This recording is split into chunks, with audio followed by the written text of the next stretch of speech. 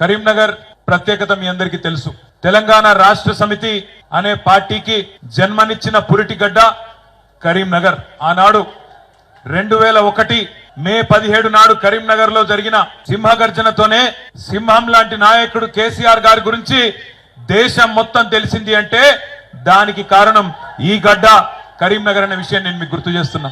జన్మనిచ్చింది కరీంనగర్. 2006లో ఎక్కడున్నది తెలంగాణ అని ఈసడించుకున్న కాంగ్రెస్ వాళ్లకు 2 లక్షల ఓట్లతో సమాధానం చెప్పిన గడ్డ, పునర్జన్మనిచ్చిన గడ్డ కూడా ఇదే కరీంనగర్. తిరిగి అయిపోయింది 2009లో ఎన్నికల్లో ఓటమితో చెల్లా చెదురు అయిపోయింది టిఆర్ఎస్.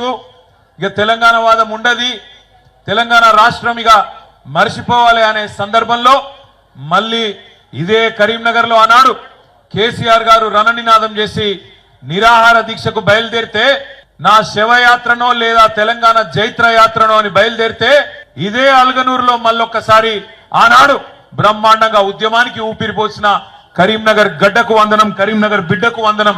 మీ అందరికీ పేరు పేరున శిరస్సు వంచి నమస్కారం.